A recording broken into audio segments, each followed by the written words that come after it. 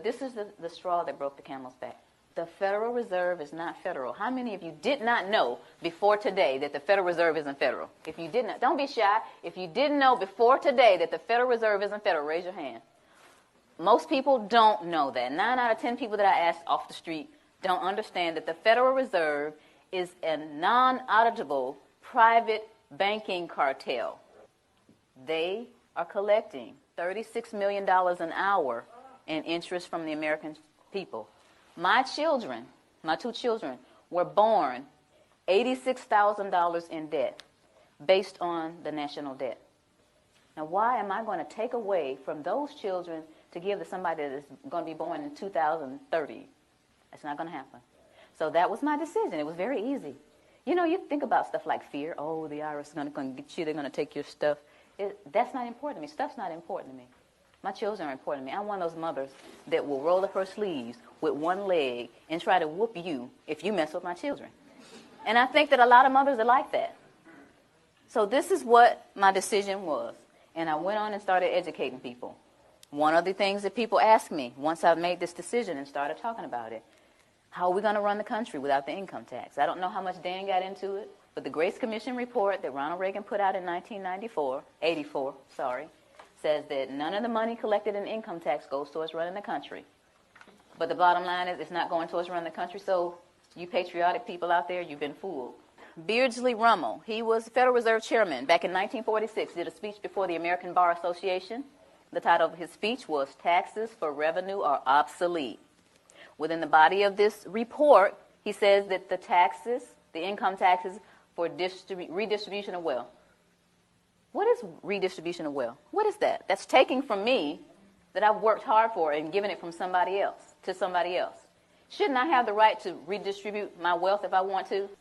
Another question that they ask me is, how come I haven't heard this on TV, or on the radio, or in the newspaper? Well, sweetie, the simple answer to that is the same people who own the television stations and the newspapers and the radio stations are the same people who are involved with the Federal Reserve.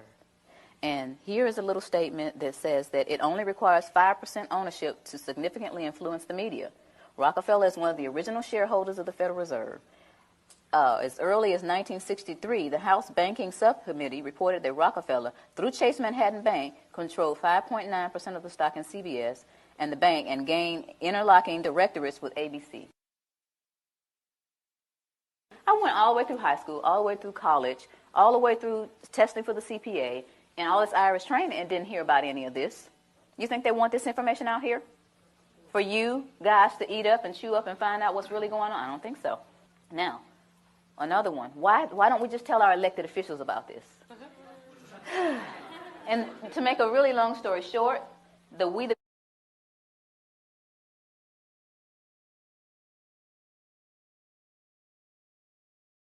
People Foundation, the same people that put out this ad,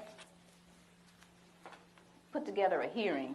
And these 40 researchers were going to ask the IRS and the DOJ these questions, and we're going to have this big meeting in Washington called the Truth and Taxation Hearings. Okay? So we got together with 537 questions. So we sent them the 537 questions so they could research and have the answers, and what did they do? They reneged on coming. They signed off on it, but they reneged on coming. So you all didn't get to hear the truth. We went on and had the hearings anyway, put it on CD, marched around Washington, giving it to all 535 congressmen and senators. Please look at this information. We got stupid responses back like, thank you for visiting our offices in Washington. The next time you come to Washington, please visit us again. They don't care. Your presidents don't care. Another one that they ask me, or they'll say something like, well, this just sounds like it's some kind of conspiracy theory. Y'all hear that a lot? Okay. But tell me this, what's the difference between a conspiracy and a strategy? Don't you understand that this is all by design? All this black, white stuff. You're white, I'm black, you know. You're Democrat, I'm a Republican. You know, y'all heard of divide and conquer before, right? Why y'all letting them do it to us? While I'm sitting up here arguing with this man about what his great-great-great-granddaddy did to mine, there's this big old fence closing in around us. And while I'm sitting here wasting time and he's sitting here telling me why he doesn't know, we need to put our heads together and figure out how to get out of this fence that these people are building around us. Am I right? Yeah. That's what we got to be. Divide and conquer, we can't let that work anymore. It's been working all these years. Then we need to get together and understand. First of all, you need to understand what is going on with your money. You work hard. It's like we're a hamster on a wheel. This country started out with taxation without representation. Where are we now? Why did we get back to where we started? We got lazy and comfortable. Get out your comfort zone. I never tell people to file a tax return. I never tell them not to file. I never tell people to pay taxes, and I never tell them not to pay. What I tell people is to do your own research, do your due diligence, and decide whether or not you're going to be a slave or get off the plantation. That's your choice. So in essence, you're wasting time. As long as you continue to feed the monster's going to grow.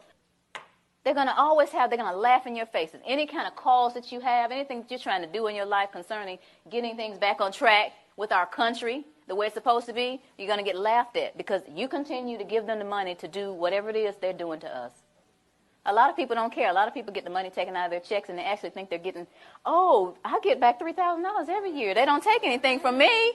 I say, sweetie, look at your W-2. They took $14,000. They gave you back $3,000 of your own money. Oh.